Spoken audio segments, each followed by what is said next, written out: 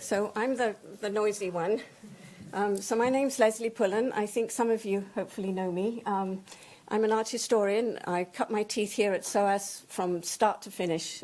Gained my PhD here in 2017 and then wrote a book about Indonesian textiles on sculpture.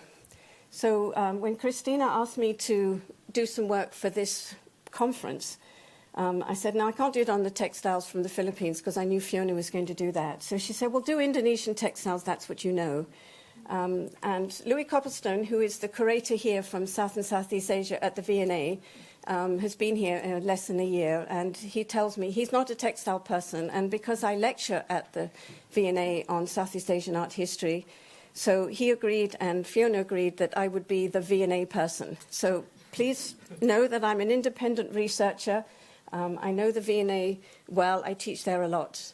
And now, of course, their collection, having been in Blythe House in the East End, west side of London, went into storage before COVID when the building was taken back by the government and then was moved to their new premises in the east side of London, right over near where the O2 Olympic Arena is. And hopefully, fingers crossed, apparently opening in around May, spring next year. So at the moment, the best I can do is I'm going to give you just a brief survey of online pictures that I've taken from the museum catalogue. But before, I know you all know your history and everybody knows where everything is, but sometimes reminder of what we're talking about is a good idea. So what I'm going to do in this lecture is everything you see normal writing on the screen comes from the V&A catalogue. There are some corrections I needed to add, and I've added and highlighted them in yellow. So wherever I highlight in yellow, that's my addition to the text. Otherwise, the cataloguing on the screen is exactly as it is in the V&A catalogue. Some is quite extensive, some is very small, and a lot of it is incorrect. So before I go on, just whilst you remind yourself where your lovely country is compared to my country, and I am an Indonesian because I was born there. I've also lived in the Philippines many, many times, and our son, who's now in his 40s, was born in the Philippines. So my husband and I have very strong connections with the Philippines. Anyhow, I'll do more of that tomorrow. But do remember when you look at museum catalogues that it's not always right. You know, you're researching for your next paper and you flick through and you look something up, and it's not always correct. So don't always take what a museum has, and I know Louis will even agree to that, because a lot of curators don't have time to do this. So please always double-check when you need to use something for your research work. But we're very interested in my work for this conference, which I'm doing tomorrow on the Malong, and I have 3 of the Malong in front here, which are pieces that my husband and I bought in auction in Europe well over 10 years ago. Longer than that, without really knowing what I was buying, but they were just so gorgeous, and I'm so pleased I have them that I decided to do my paper on them tomorrow. So the point of this slide is really to remind you about the influence of Islam in the regions that we're discussing. And of course, from the very light green, which you can only see right here in the southern part of Mindanao, and how this area became Islamic. And we're really interested from about the 1300 to 1500. That's the period that we're interested in, certainly when I'm doing research of the influence of Islam in this region. But it's huge. The other thing I'm sure all of you know, but some of you may not know, that almost all the traders came to this region. Everybody says they came from India, but they were all Arab. Almost all of them are Arab or Persian. They weren't Indian in that sense. They were Arab traders, and they were almost all Muslim. And what's interesting that this map doesn't show is that the southern part of China on this region, and John Guy, who I'm sure a lot of you know his name, did a lot of research into many mosques in the southern part of China. So we know the Chinese went there, that's where they traded, that's where the textiles, the goods, the ceramics, everything came in and out of. And of course they left their mark, as they have done in many other regions in this area. So just to whet your appetite for tomorrow, I had to put this up because I've just fallen in love with these Malong from the Maranao. And they're just the most extraordinary. This is the only Philippine piece I'm going to show you in this presentation. And they're from the V&A, these two, and I put the catalogue number up. And it's about actually the only textiles that the V&A have, literally a handful. but they did actually happen to these. And I'm going to talk much more about them tomorrow, but of course what's most interesting is the border panels, the lanket. That's what we're really interested in, and my paper tomorrow will discuss much more on that. So these are the only two little pieces, otherwise I'm going to put in one's from the Philippines, one's from Indonesia, that we're looking at embroidery of some sort. Now, for those of you who know about Indonesia, Srivijaya. Any of you heard of Srivijaya? I'm sure lots of you have. Hopefully you have. Srivijaya was a polity between about the, 7th, 8th to 13th century, based on Palembang, what is now Palembang, South Sumatra, and the Musi River. And it very quickly became very Chinese. It was converted to Islam, but there was, from about the late 13th century, early 14th century, but there was a huge Chinese influence in this region. And these sort of objects like this, when it says Sumatra, usually means it's South Sumatra. It would have been in the Srivijaya Palembang region. So the purse you see on the right here, which has come from China, from Sumatra, and the small piece on the top here, shows that the use of embroidery was very extensive here. But what I find really interesting, when you look at Philippine embroideries, for me there is nothing Chinese there at all. And I'm sure you're all going to agree with that. But I think the notion of embroidery probably came in with Chinese traders, but the Filipino, wherever they were, very much turned it into their own. So I'm going to take you back to India, and we're interested in trade cloths. I'm sure all of you know, or I'm sure of you know, about the trade of textiles from India, whether it's patola or Indian cotton, block print, and modern dyed cloths. So what we're looking at the bottom here is the stamps that the VOC used, the Dutch East India Company. Now, they produced a stamp, the VOC, this one, that became their template, and they chopped it on everything, and it lasted for less than 50 years because then everybody started copying it, and then they got rid of it because it didn't mean anything after a while. So these are the two that actually I think came from John Guy's book, Woven Cargoes.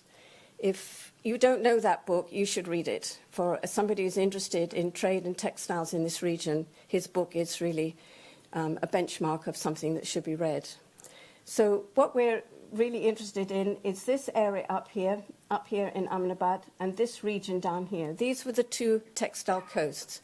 So West India and Gujarat was where most of the block-printed, mordant-dyed textiles came from. And down the bottom side, the Coromandel coast, was where what's referred to as the Kalamkari, were mostly hand-painted. Now, the Indonesians referred to this coastline as Kalinga, after the people who were known as Kaling. And in a lot of our Chinese texts, it refers to trade with Kalinga. So if you're doing your research, when you come across that word, you know that that's what they're referring to, is the people from this area. And I've been to here, right down here to Nagapatnam and further down to Pulicat, which is where one of the main trading ports.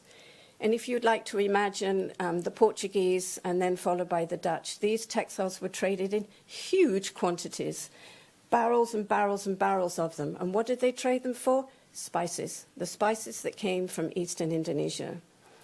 So you have to imagine that these textiles were made cheap and dirty, as fast as possible, not particularly refined, and they were traded to Southeast Asia, to Indonesia and to Thailand, and to many of the islands of Indonesia. And what did they do with them? Each area had its own design. Each area said, I like it this way. The Thais liked it that way. The Eastern Islands wanted it this way. The Toraja wanted it some other way. So after a while, as an art historian, and hopefully I've pretty well got my eye in now, you can look at an Indian trade cloth and work out which island was it destined for. So we'll have a look at a few. So remember, these are all V&A collections. So this, they just put Sumatra, all right? So they described it as a tailor in Sumatra made this man's jacket. Baju is a word that comes across this region. From cotton cloth produced on the Coromandel coast, the southeast coast. Majority of Indian trade cloths were designed and used as untailored garments, and some were then made up to dress as the requirements of the host. So remember, in India, nobody ever made tailored garments, ever, ever, ever. When you ever see anything made up, it would have been done in the country of where it was found. So they used a variety of techniques to create design, and some parts of the baton have been created using hand-painted and hand-printed wooden blocks, carved and then made to the resist. Now, for those of you who know about batik, they are all done with a metal block. So all these Indian textiles are all done with a wooden block, all of them. They don't use metal blocks anywhere. So this would have come as a piece of cloth, and somebody in the region said, I like this, and found the local tailor to make it up. So it would not have left India looking like this. It would have left India looking like this, okay? So except that this is a dodot, and it was... the Javanese ended up copying these textiles and making their own batik out of them. But before that, they had to arrive from India. So these textiles, I've not put the size on them. They're probably as big as the screen. They're huge, enormous textiles. So they were used as very much as ceremonial pieces. And this lozenge-shaped field would be with something that would be shown at the front of the textile. And we'll see how it looks at the moment. So the word dodot is the Javanese word for this oversized cloth. So it was worn, and I'll show you some pictures in a moment, as a ceremonial garment. So in the early days, by 17th, 18th century, the Javanese had not made their own textiles. They were replicating these. So these textiles came in first, and the princely states were using them as garments. But in other regions in Indonesia, they were used as ceremonial items. As I put here, at backdrops for ceremonies and for keeping them as heirloom objects. So these vast garments in something like this probably would not have been cut up because of the type of patterning. And then as time went on, the trade of these stopped, and what happened is the Javanese then copied them, and we'll see some in a moment, and replicated these huge textiles. And the princely states in Surakarta and Yogyakarta in central Java, all the princes, both male and female, wore textiles like these huge dodot. So the mordant dyeing involves metallic salt, and it's the mordant that is everything. If those of you who have been to the Coromandel Coast, has anyone been there and travelled to that region? If you're a textile lover and you have a chance, that's the place to go, because it really is still how it's done. And they put the textiles out in the field, all sitting in lovely cow urine and lots of dung and all the mordant, and it works a treat. And it's just wonderful to see things being done the natural way, and the Indians still do that now. So another piece like this was made, now this piece says it's made in Cirebon for the Palembang market. Now I have a bit of a problem with that. To me, it's very similar to something we see in Jambi. Fiona will probably allude to this. But I think this is an Indian tray cloth that came in. Maybe it was found in Cirebon and then moved to Palembang. So the problem we have here in Java and Indonesia, which is 3 times the size of the Philippines, is so much was made in one place and moved somewhere else. It was to do with manufacturer. So again, this cloth is... it says it's batik and it's hand-drawn, but what they're doing here is replicating an Indian tray cloth. This is an early piece. This type of motif here, these very small patterns, is very much Indian-inspired. But we also see this in Sumatra, on the west coast of, east coast of Sumatra too. So this one is from India. This is huge. This is another trade cloth, cotton, with these huge designs. Now these floral patterns appear again and again, especially in textiles in Sumatra, and we'll see some of those in a moment. But we're looking at the idea of the layout. Fiona used the word tripartitioning. So when you look at this, you have the border, you have the side panels, and the section here, and the badan, which is in the middle. And this is an Indian patola, a classic double E-cap patola from Gujarat in western India. And when these textiles were traded in, so many of the cloths in Indonesia followed these same patternings and these same layout. So this is described as this. The yellow, I've corrected it, I think, from what the V&A site should say. We actually should call this a kain sembagi. That is the word to describe this type of cloth that was found and made for the Sumatran market. But I suspect probably a lot of the people who did the cataloguing, of course, don't know the finer details of what actually should be said. So Palembang is the region where most of these went to, and we know this from this. This is referred to as tumpul, It's a patterning that comes through when I studied for the Malong. We also see that in the Malong Andong, which we'll be looking at in my presentation tomorrow. So again, it's what I'm hoping to show you is that you have to look at something and think of your history before you can work out, is this correct? Is this how it should be described? And bring in your own knowledge as to what am I looking at here. So this is how this piece is described. Is a dot. So this is enormous, and I put that little picture of myself with the textile dealer Jonathan Hope at the bottom at an exhibition, so you get an idea of how vast these textiles are. You get the proportion. They're absolutely huge. That's why photographing it, the whole, is almost impossible. So this is a batik that was being made, copying the concept of the Indian trade cotton. And the picture at the top shows one of the princes in Surakarta standing with the Dutch authority at that time, and that's what he's wearing. This whole section here is one of these textiles. They're huge. And underneath, what he's wearing here are trousers made from patola, double ikat textile that came in one length. The Javanese often call it chinde or chinte, and they cut it up and made trousers. So mostly 90% of the time, you look at old photographs, you'll see the princes all wear patola trousers with a batik dodot on the top and a Dutch style of jacket. So this is what it's described at. Usually worn by the sultan, the bride or the groom, usually very large.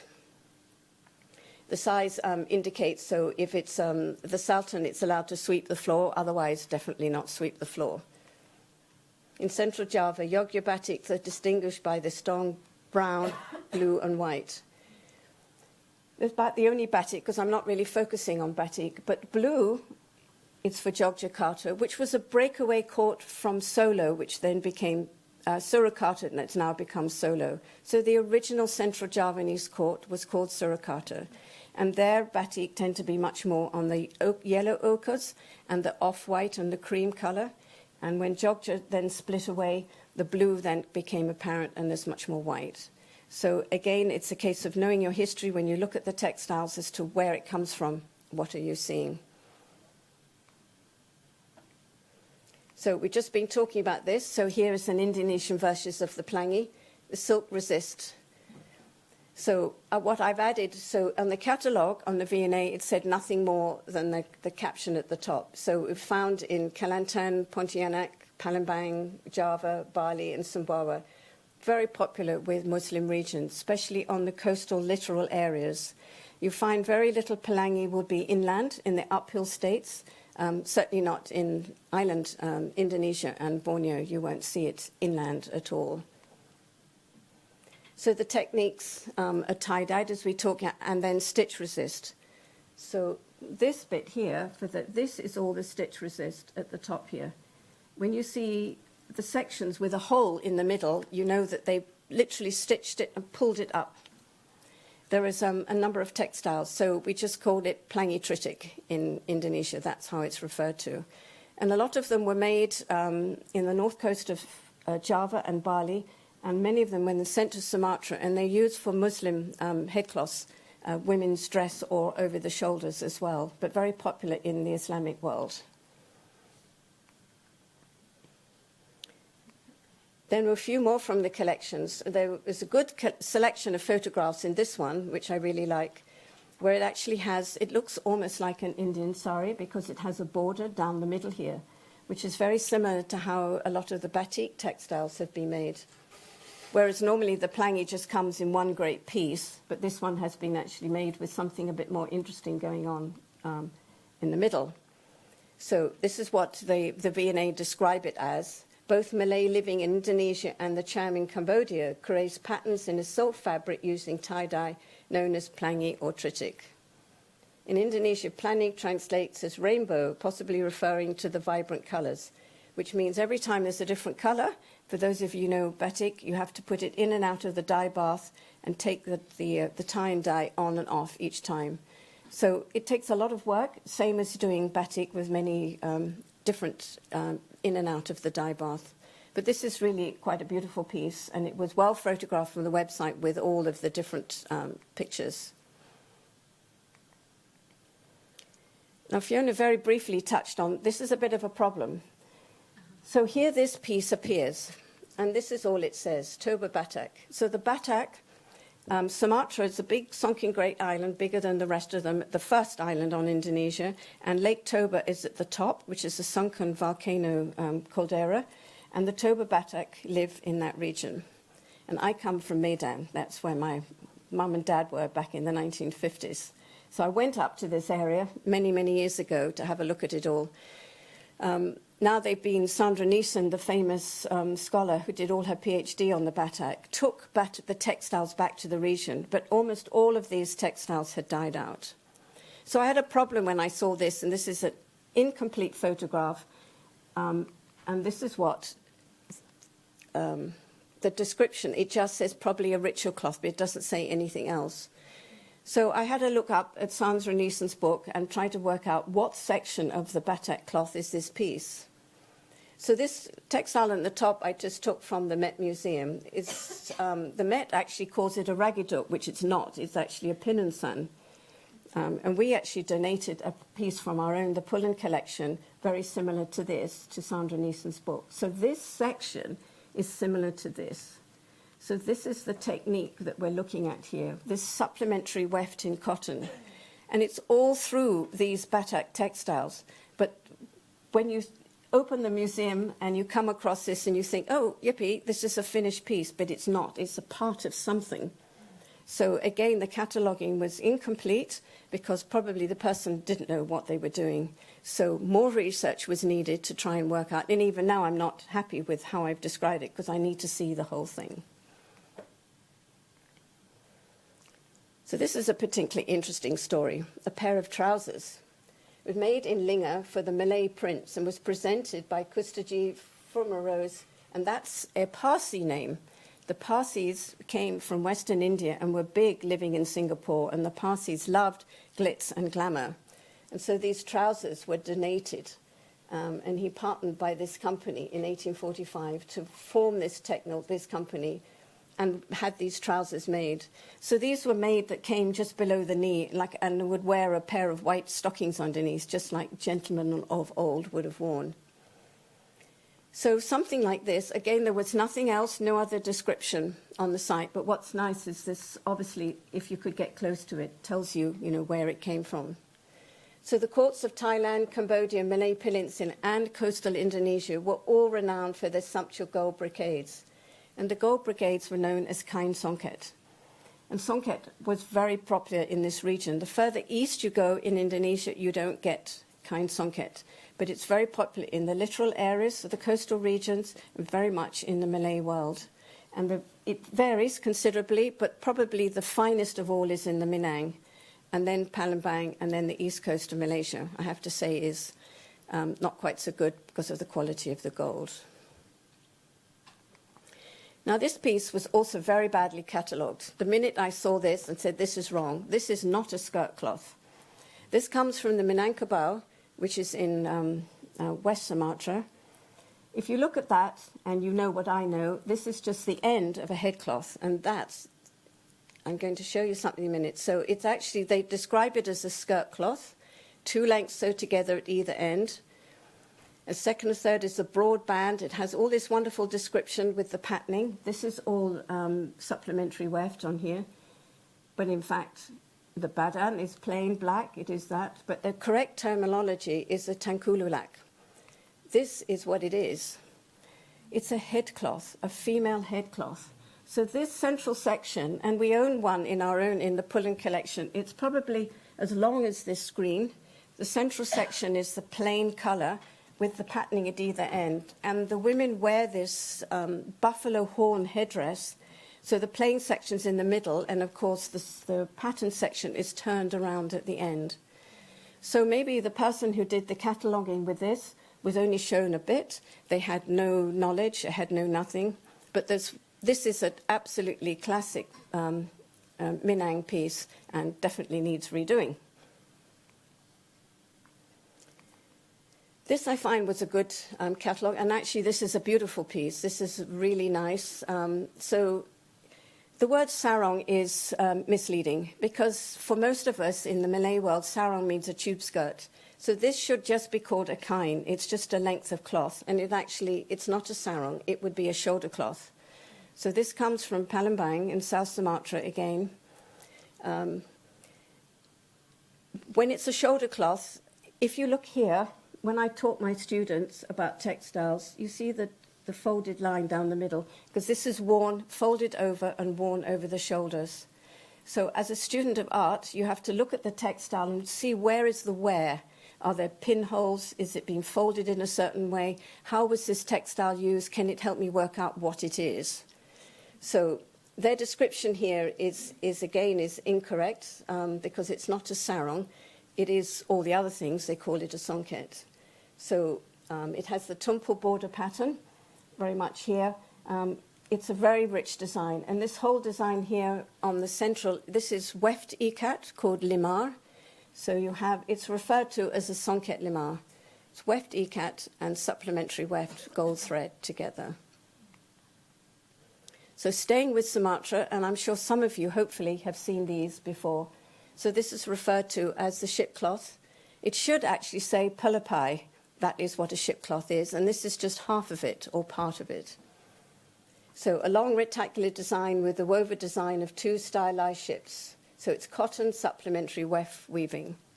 So what I've added to this is the main ship is either woven in red or blue, and I'm sure all of you can actually see it here as a ship. Then there's a central pattern, and then the second ship would be here down the other side. So they're huge, they're enormous, and they're used as ceremonial hangings. So they would be behind you whilst you're sitting on the floor through some form of religious ceremony of some sort. So they were not worn in any sort. But there's something about the ship cloth that's got art historians going all the time. And people wanted to always call it the ship or soul of the dead, and we'll come into that in a moment. Why were so many ships based on these textiles? So I put a circle here because what we're seeing here are men at the bottom, probably represented in a house. And for those of you who know in this region, a Malay house is always on stilts with a very high roof, and all the pusaka, the key objects, are stored in the roof. And you would be seated in the middle level and the animals underneath. In this case, you're actually seated at the bottom, which is very misleading because you shouldn't be there. You should be one level up. But we also have these, and these are the classic tampan. So this description in the V&A site was correct. They're written here. This is how they describe them. The textiles are woven with a weft pattern of soul birds on a tree. That's what you're seeing on the left side. And the right with a soul ship in natural cream and a red ground.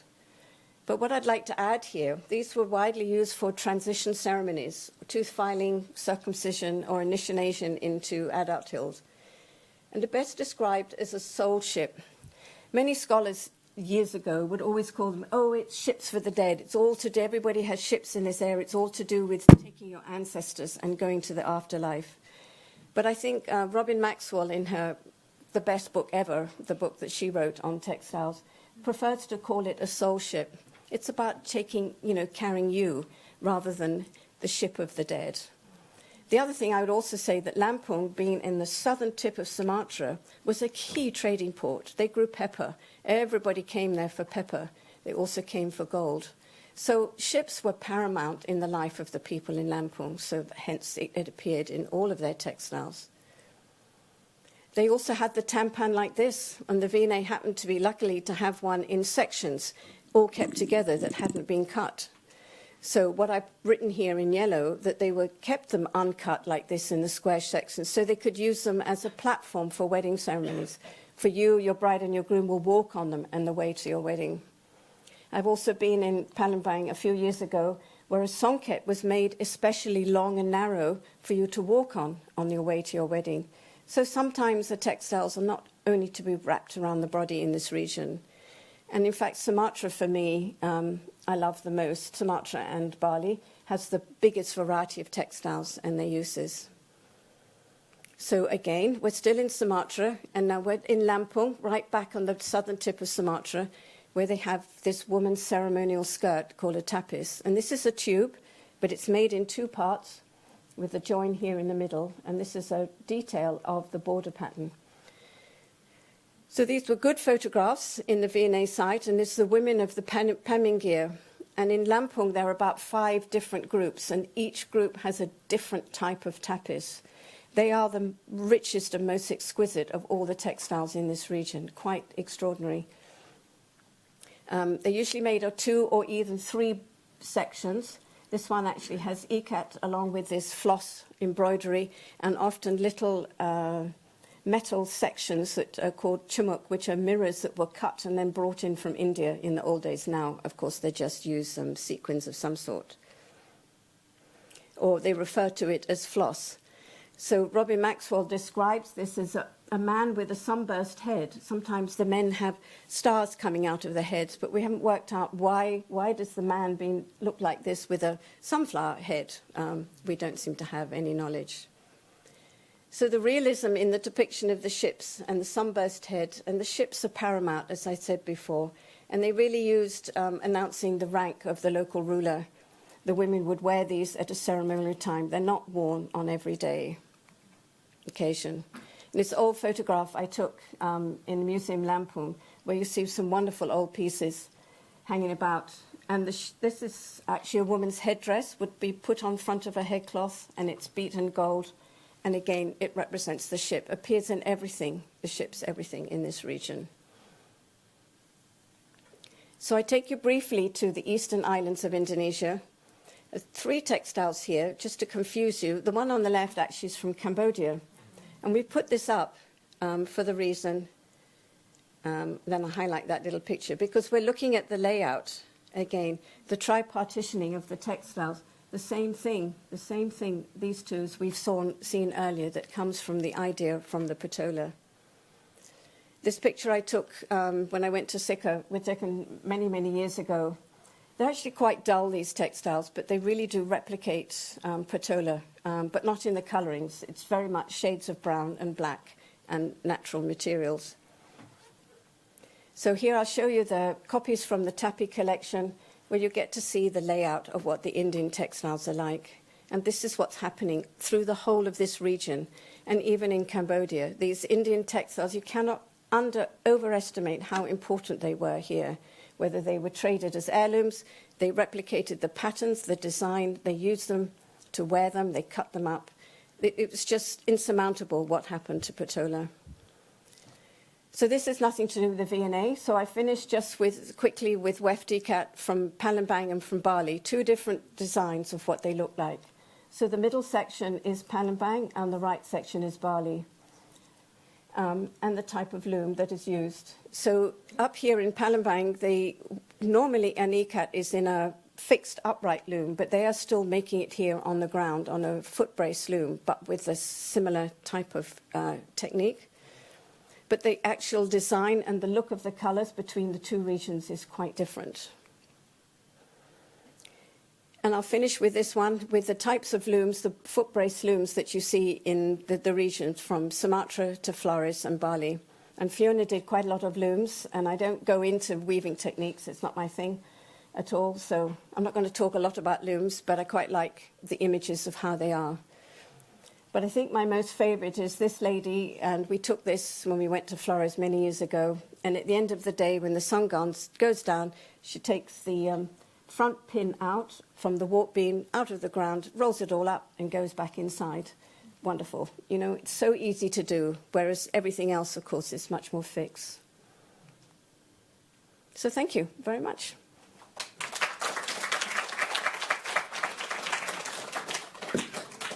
A bit of a whirlwind tour. The best way to do was just to give you a taste of what the V&A has, and with a bit of background information. So, does anybody have any questions? Yes. I think it's not a question, but I think I should very thank you for making my life a lot easier now. I hope you don't mind if I go away and make some of these corrections. Well, it's just a start. Yeah. Anyhow, it's fun to look at and work out. It's like testing yourself and saying, you know, no, there's absolutely can't be this. It has to be something else. Right. So it does take someone who has, you know, really in-depth knowledge of it to make these distinctions. Because I assume the details we have online come from at least quite a few of what things textiles you showed were bought in the 90s, and they were bought think, on private sale. So they probably didn't actually have any more information than No. came from the... Nothing like Fiona's collection were amazing. None of the material, I didn't put it all up. Some of them would have said donated by X, Y, and Z, Right. but I didn't add that Yeah, to the no, so I material. think at that point they didn't have much information. And a defence generally of museum collection online, I think in the 90s when these things were put, when the information was put online, they didn't realise the websites would be used in the way that they are. I mean, we get so much footfall, as it were, now online, that we kind of, people access our collections through websites in the way that in the 1990s it wasn't really anticipated. Yes, it's work to be needed. I know. really have to go You back can to- employ me next year. You get this sorted out. But I had to finish this. Many years ago, when I lived in the Philippines, I studied the Filipino gold. And of course, who doesn't know about the box of Codes? And these amazing images tell us so much.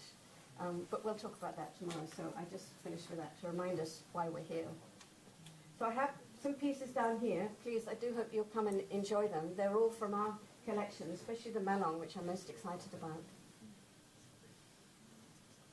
Yes. I actually like that kind of songket.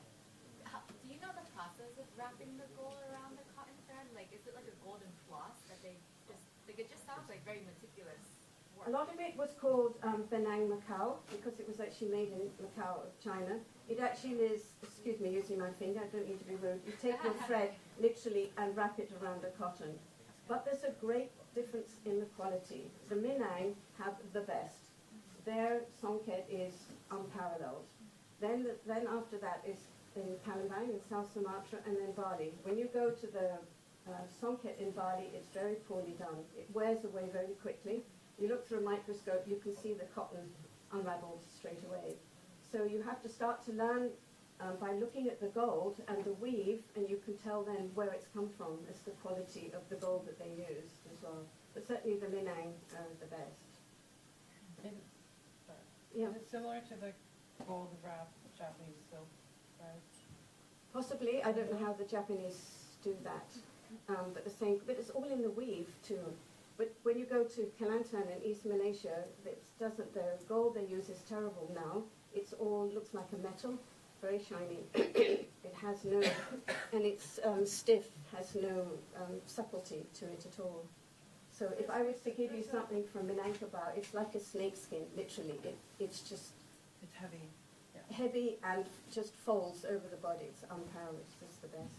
There's an American guy, Don Harper, do you know him? He's been supplying Palembang with Japanese gold thread, Okay. substitute. How they made it? Um, The actual thread themselves.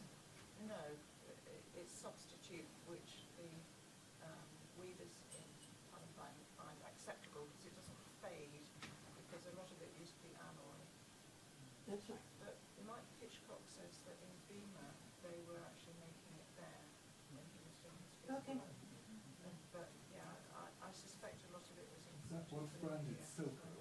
Sorry? It's not the same as Silco, S-I-L-K-O? Is that the branding? I did take a photograph of it as it happens, but this was a Could be few years ago. Silco. I'll try and dig it Could be, out. yes. and send it to you. It's not gold.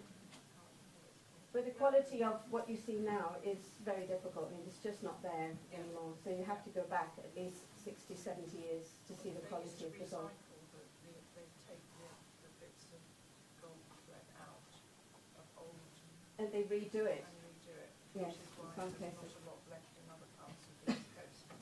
like they do in India with textile. Yes. Related question. One time I came across the textile in Bali, northern Bali. It's not songket, but the textile called Klein Malo. There's a thread wrapped by gold, but that particular thread was made of rami. Oh, right. And well, I don't really see rami these days, but have you ever come across the rami? They do the batak, the toba the batak do in North Sumatra. Some of those pieces that I said, just the white on its own, is sometimes it's rummy, it's quite rough to the touch. But mostly otherwise they don't use it much in Indonesia, I think. It doesn't come across, right? I've only come across it In the east, in West Sumatra, which is just south of the Batak. from that region, but it's not much, no. Okay. No. It is in the Cordilleras, from Rummy is, Boy Maria Nivea. It's in the Cordilleras, used for some textiles. Very, very, very, very small group. so don't see it much. Okay. Okay. Please enjoy. Thank you very much. Okay.